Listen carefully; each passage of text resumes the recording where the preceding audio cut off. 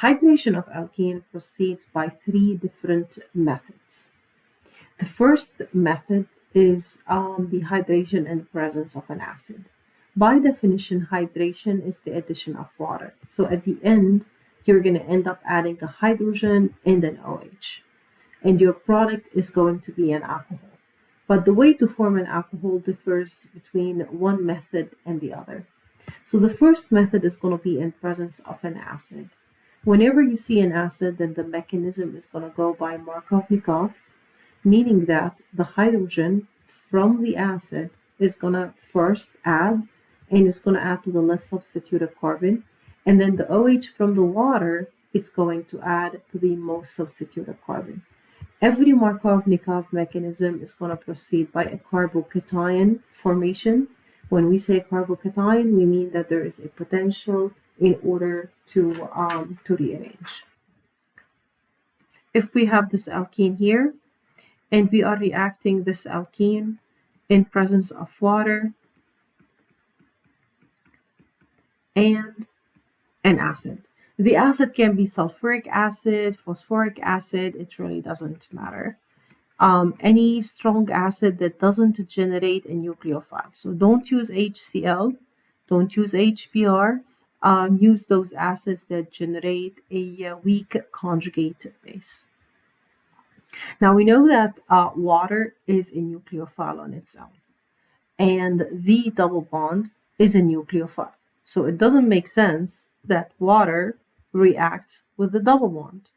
Then definitely the acid is going to react with the double bond, even though the water is written before the acid.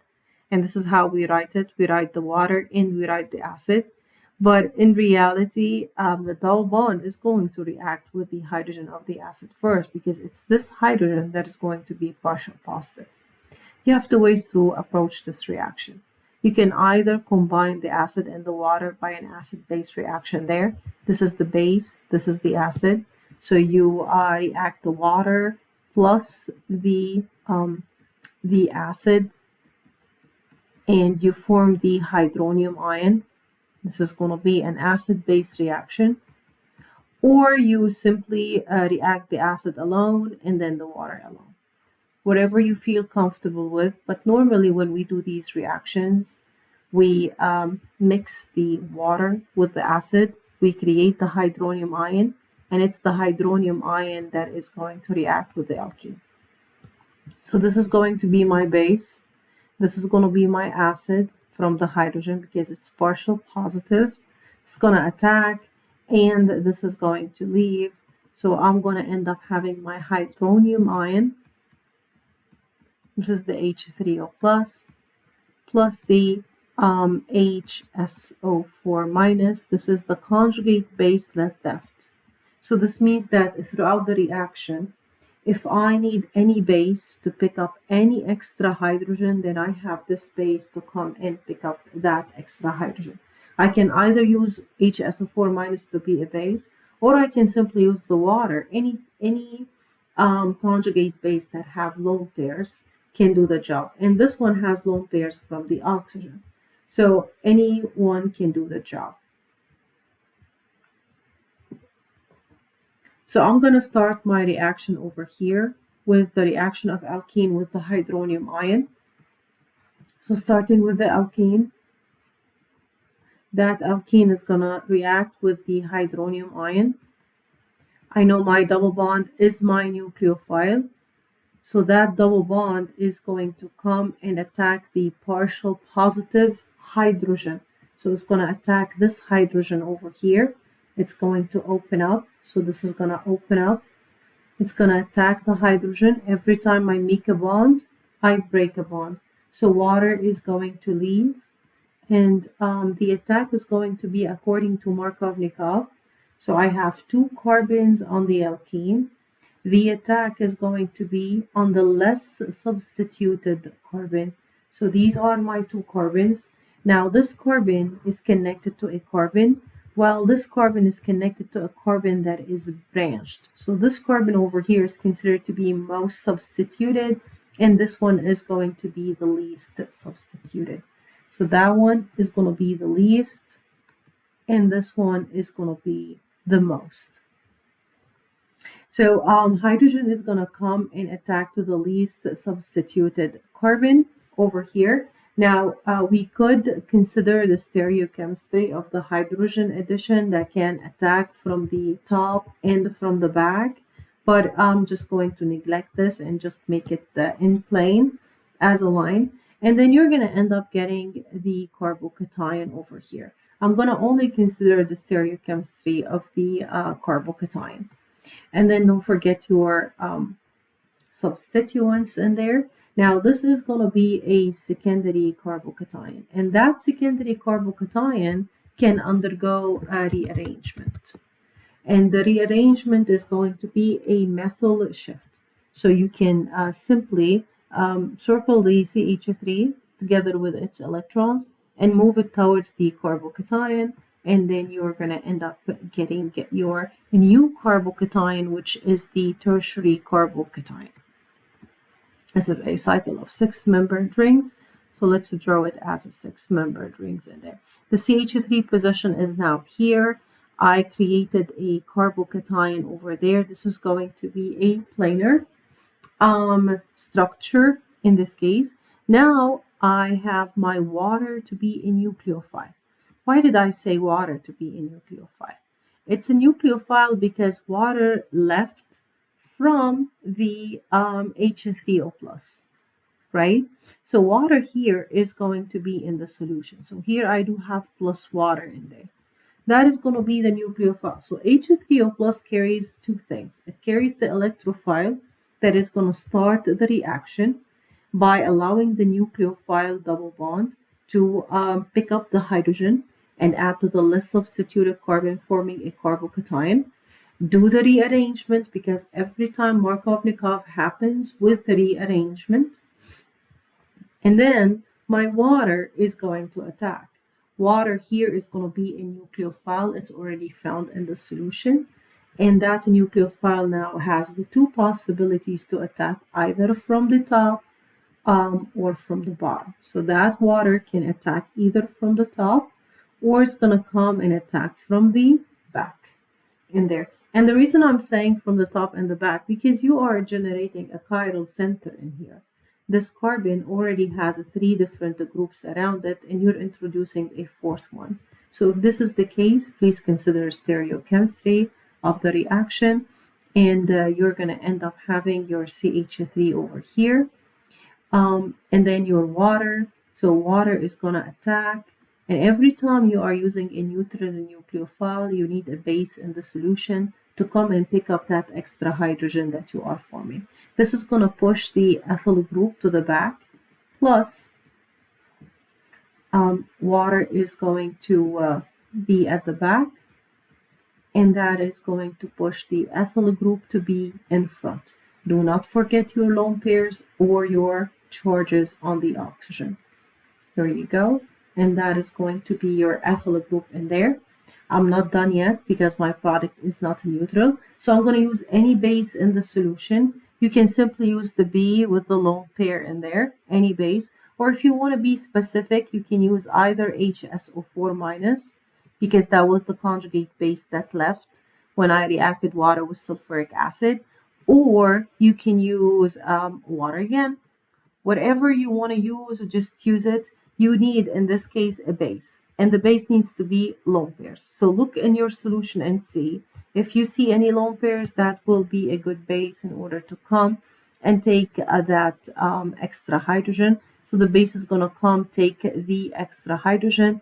Don't forget, every time you make a bond, you break a bond. So you're going to break the bond and add the electrons to the oxygen. You do the same thing for this hydrogen over here, add to the oxygen. So whatever I'm going to end up getting here is going to be a pair of enantiomers.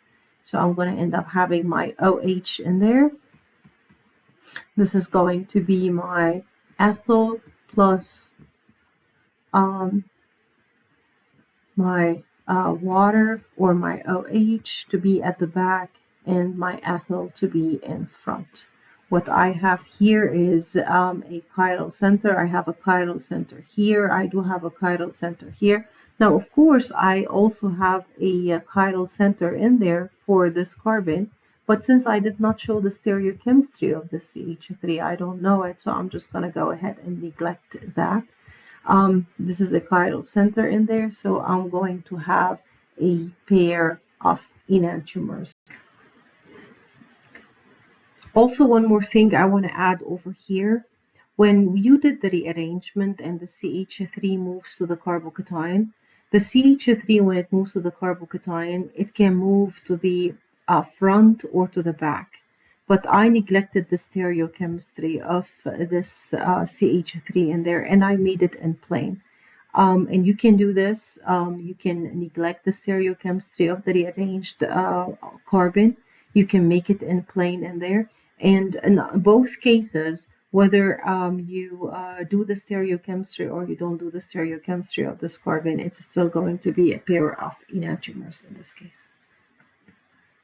Now, let's say, for example, if we go ahead and we substitute the water with an alcohol in presence of an acid, we're going to do exactly the same as we did with the reaction above. So you're going to react both the alcohol and the acid together. So the alcohol is going to react with the sulfuric acid. This is going to be HHSO4 minus, and you're going to have an acid-base reaction. This is going to leave, and you're going to end up having your oxygen with a positive charge. Okay, plus the HSO4 minus. This is going to be the conjugate base in the solution. So now we are going to take our alkene,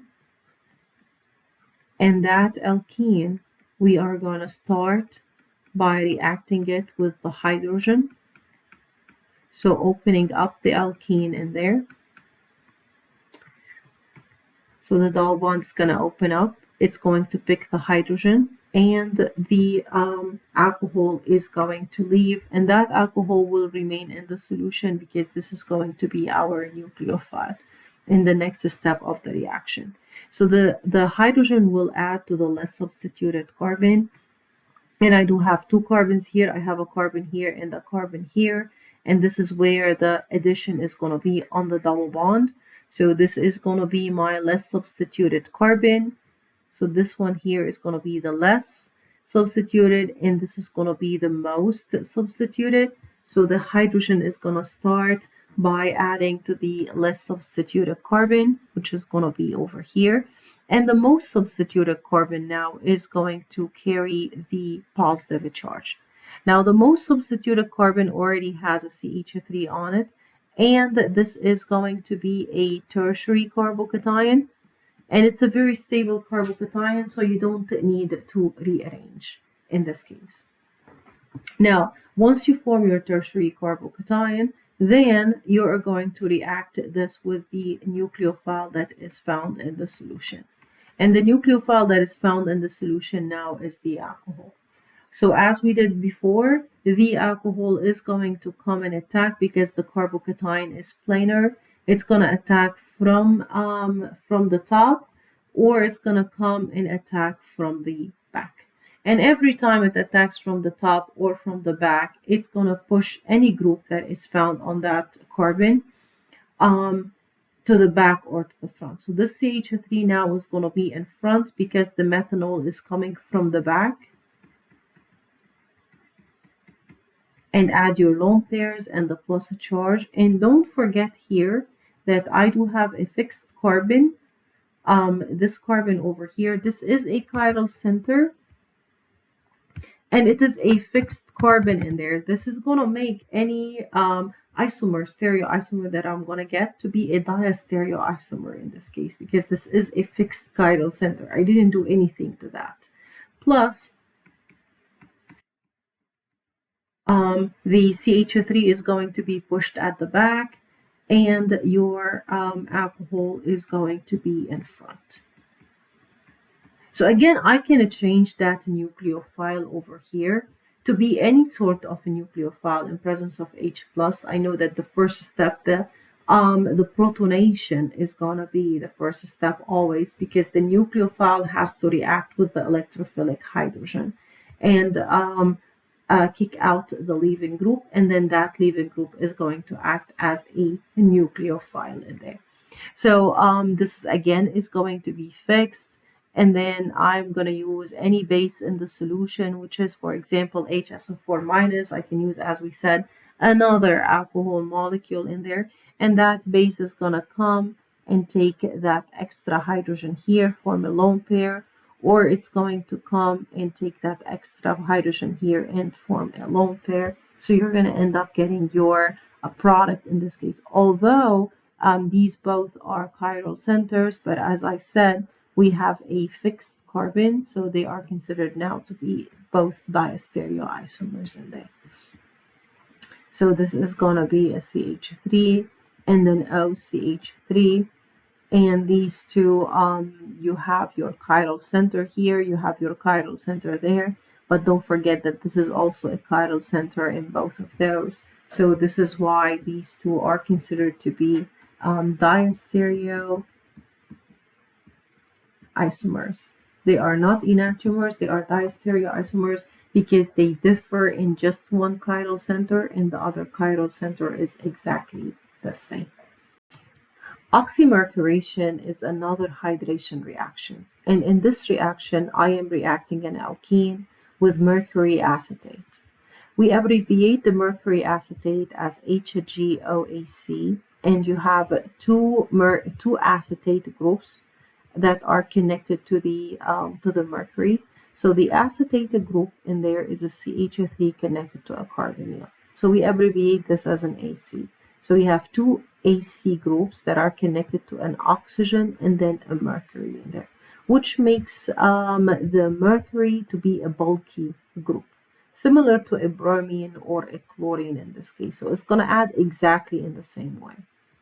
And then next to the mercury acetate in the first step, you use your nucleophile.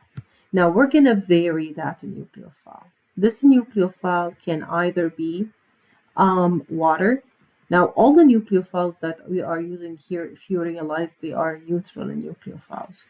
So we're going to use water or we're going to use an alcohol. And based on the nucleophile, you're going to go ahead and get a different product depending on the type of nucleophile that you use. So if you use water as a nucleophile, then in this case, the nucleophile here is going to be an OH. So your product is going to be an alcohol. That is a simple hydration reaction. Or you can use alcohol to be a nucleophile, then the nucleophile is going to be an OR in this case, which is going to be an ether. For the first step, it's going to proceed by no carbocation formation and no rearrangement. And this is when it parts from the hydration reaction that we've discussed earlier. So, which makes it so useful in here because there is no carbocation formation. It will follow Markovnikov, and you're adding two things in the first step. You're adding the HGOAC and you're adding the nucleophile. And it's going to add according to Markovnikov, but no carbocation formation. Keep this in mind. So the first thing that you're going to add is the HGOAC. This is going to be similar to a hydrogen because at the end it's going to turn into a hydrogen. So this one is going to add to the less substituted carbon. And then the nucleophile is going to add to the most substituted carbon. And then in the next step, I am going to reduce the HGOAC and make it a hydrogen by simply using sodium borohydride. You will be responsible for the mechanism of just the first step, not the second step. So let's go ahead and have an example in there of how the reaction is going to proceed. Okay, so if I have something like this, now the first step over here, I am reacting this with HGOAC twice. Let's say, for example, if I am reacting this in presence of water. I'm going to do the first step in there and do the mechanism for it before we do the reduction. So HGOAC, as we mentioned, it's a bulky group. So it's an HG that is connected to two O acetyl groups in there. The double bond approaches. Now, HG is a Lewis acid. And here you can see that this one is electron deficient because it's a Lewis acid. So the nucleophile can come and attack the Hg. But because of the bulkiness of the Hg in there, it's going to make a cyclic mercurinium ion exactly like the bromine and the chlorine did with the double bond. So the double bond is going to open up, it's going to attack the chlorine, it's going to attack the mercury, and then the cycle is going to close again. And you're going to form a cyclic mercurinium ion. So the cyclic mercurinium ion is going to form, since the double bond is planar, it's going to form either on the top or on the bottom. Now, when it does that, one of the OACs is going to leave. So that is going to be your leaving group, and the conjugate base also in the solution, and the other one will remain attached to the mercury in there. That is going to push the ethyl group to be at the back, plus consider all the stereochemistry in this case. The cyclic mercurinium ion, this is the OAC, can be at the back, and that is going to push the ethyl group to be in front. Now, the Hg, since it lost electrons in there, is going to be a plus charge. So we're going to apply the same explanation that we did last time about the partial positive carbons in there, and how the nucleophile attack the partial positive carbon. So we said that whenever you have a plus charge that belongs to the cycle, then this plus charge, instead of being just focused on one element of the cycle, it has to be distributed across every element in the cycle to make the cycle more stable. So now every one of these carbons is partial positive, and we're always looking for the most substituted partial positive carbon. This is where the nucleophile is going to attack. So always you need to look and see what type of nucleophile you are working with. Here I am looking at water. Water is going to be my nucleophile. So water now is going to come and it's going to attack. If there is an alcohol in here, then the alcohol is going to attack. So it's based on whatever nucleophile you have. With these reactions, I prefer that you know the mechanism of the reaction rather than memorizing the product in there, because it's gonna be hard, because those are nucleophiles, they do change. So you want to know what are you adding and how you are adding it. So that water is gonna come and attack, as we did for the cyclic brominium and the chlorinium ion. We're gonna do exactly the same. So water now is gonna attack from the opposite side of the cycle. So it's going to be always a trans addition whenever we form these cycles in there. Let me write down the name of the cycle. We said that this one is called a cyclic mercurinium ion. Okay, in there. So water is going to attack, and water is attacking from the back. These are very simple, straightforward reactions in there that requires some practice from the problem sets that I gave before you go ahead and you do your homework. So you have your HGOAC that is going to be pushed to the other carbon, plus the water is going to attack on the other carbon in there, so it's going to be in front. Positive. You can see the repetition in there in every single reaction. And then the HGOAC that is going to form.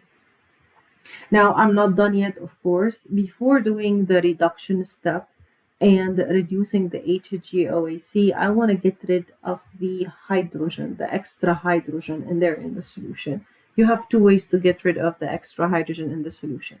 You can use either another molecule of water, or we know that the OAC minus is a conjugate base that is in the solution. So this one can also take care of the extra hydrogen. So I can use the OAC minus, okay, which is in reality the oxygen which with the carbonyl and the CH3. This is what the OAC is, and this is a base.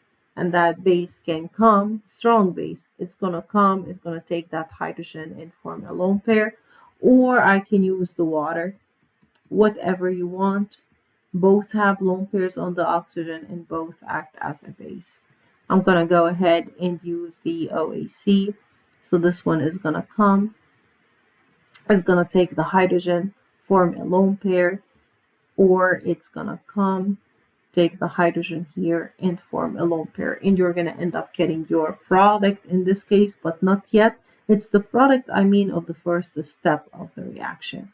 So you're going to end up having your OH and your HGOAC plus your OH over here and your HGOAC. Okay, now once you have this, this is the end of whatever you are responsible for the mechanism for. Now the second step of the reaction. The second step of the reaction, this is step 2 of the reaction. I am using NaBH4. This is a reducing agent. And that reducing agent, we studied this one in the chapter before, and we said that this one releases a H minus in there. So that H minus is going to come and substitute the HGOAC, but it's not the regular SN2 reaction. So it's not going to proceed by inversion in configuration, you guys. It's going to attack because of the size of the hydrogen here. It's going to attack from the same side of that carbon. So if the HGOAC is behind, the hydrogen is going to be behind. So it's going to reduce that whole thing to be a hydrogen mechanism. You are not responsible for this part only. Keep the same stereochemistry of the chiral center in there. So if it is behind, just make it behind in here, and you are replacing the HGOAC by the hydrogen plus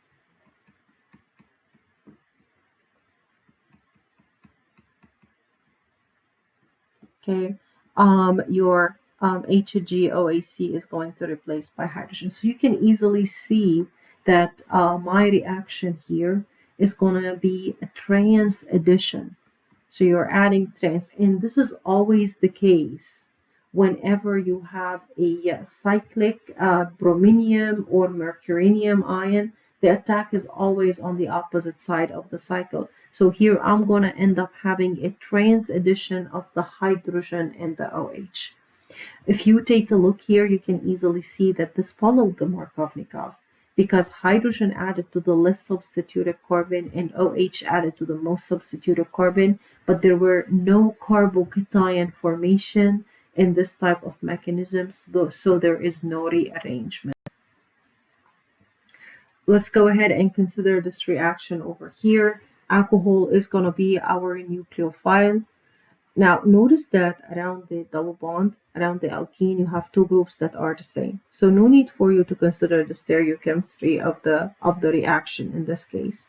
So mercury is not going to attack from the front and from the back because it's useless, because this carbon over here is not going to be a chiral center and this one is not going to be a chiral center.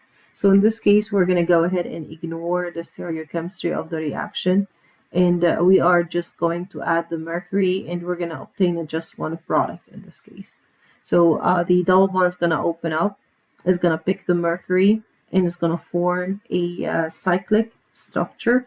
And again, don't consider the stereochemistry of the cyclic structure, just make it in plain like that. So you have your Hg, here you go. This is going to make each one of these carbons partial positive. And it's this carbon over here, which is going to be the most substituted carbon. So now our nucleophile, which is the methanol, is going to come and attack in this case. And the methanol is going to attack the most substituted carbon. Again, it really doesn't matter if it's attacking now from the back because there is a rotation around these two in there, and this is not a chiral center to start with. And this is going to leave. So you are going to end up having the oxygen with the hydrogen and the CH3 forming together with the HG. I forgot the O acetyl in there, so this is supposed to be an OAC, and the HG is supposed to have a plus charge. So you have your OAC in there. Here you go. Before you proceed, we're going to go ahead and use a base in the solution, and that base can be either the OAC minus or another mole of methanol, and that is going to come and take that extra hydrogen and form a lone pair. So you are going to end up having the OCH3 in here together with the HGOAC. And now for the last step, I have my D negative. The D is because of the sodium borohydride. This is going to it's borohydride, but instead of the hydrogen, there is a deuterium in there. So this is a deuterated borohydride. So it's going to release a D minus, and that D minus is going to replace the HGOAC. So you are going to end up getting this product here in this case. So this is going to be the OCH3 and a D. Hydroboration is another hydration reaction that alkene undergoes, and the product of the hydration reaction is, as usual, an alcohol. But the difference is that this reaction is going to follow the anti-Markovnikov rule. And this step is a two-step reaction. The first step requires the addition of the BH3, which is the borane. BH3 is also expressed as B2H6, which is a diborane. Those two are stored in a solvent, which is the tetrahydrofuran solvent for their stability. In there, whether you're adding BH3 or B2H6, they both are going to perform the same, and they're going to add a hydrogen on the most substituted carbon because it follows now anti-Markovnikov, and it's going to add a BH2 on the less substituted carbon. And the way that the reaction is going to add, you have your BH3, so you start with the addition of the BH3 in there. We know that boron is a Lewis acid, and boron is electron deficient. So the double bond is going to start by opening up and grabbing a boron together with two hydrogens in there. So it's going to grab the BH2, and the bond between the boron and the hydrogen is going to break on the same side, and that hydrogen is going to add to this carbon on the same side. So see what I did over here. I made a bond between the carbon and the BH2, and on the same side, I made a bond between the carbon and the hydrogen. This is going to be a cis addition.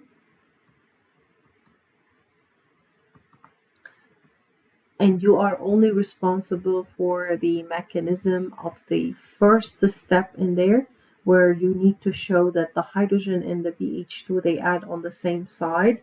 They're going to follow the anti-Markovnikov, where hydrogen adds to the most substituted carbon and the BH2 adds to the less substituted carbon.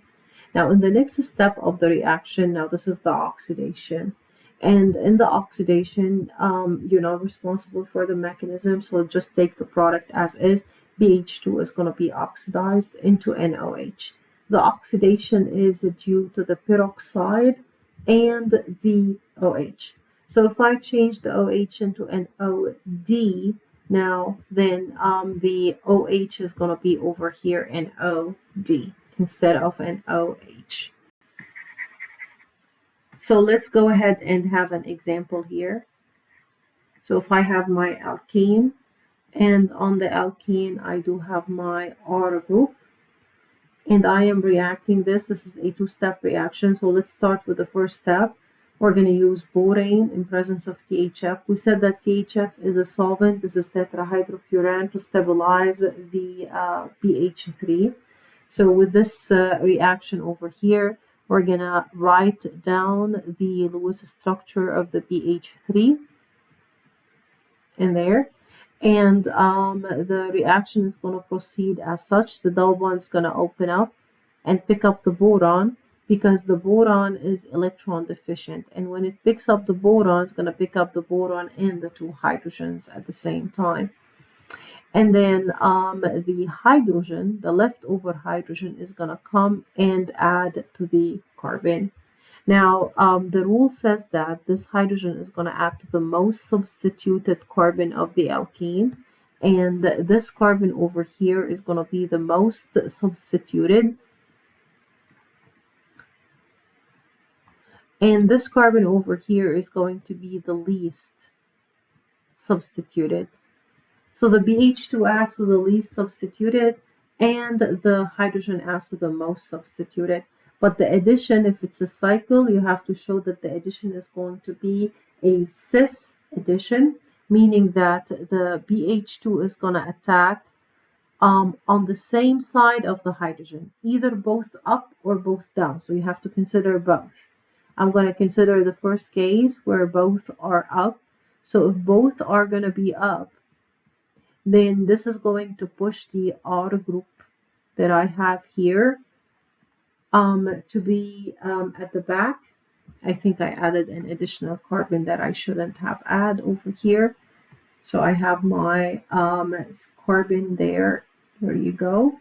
Okay. Plus, there is a CH3 over here.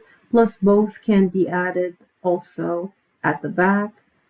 And both need to be in a cis addition format. So I have my hydrogen over here that is going to push my R to be in front. This is going to be my cis addition, and this is the mechanism that you are responsible for, the only mechanism that you are responsible for the boration for the first step. Now, after you do this, now the second step in there, and you're doing the oxidation. With oxidation, because this follows Markovnikov, I am using a peroxide. The moment you see peroxide, this means that I have an anti-Markovnikov. So hydrogen needs to add to the most substituted carbon. And I'm using the OH minus. This is what carries the oxidation. It's either using the NaOH or the NaOD. If you're using the OD, then it's going to oxidize the BH2 into an OD. If you're using the OH, then it's going to oxidize the BH2 into an OH. So here, I am going to replace the BH2 or oxidize the BH2 by an OH in there. And this is going to be a cis addition. So they're going to add from the same side. Plus my second enantiomer here. I have my hydrogen at the back, and the OH is going to be at the back. And these two are going to be a pair of enantiomers.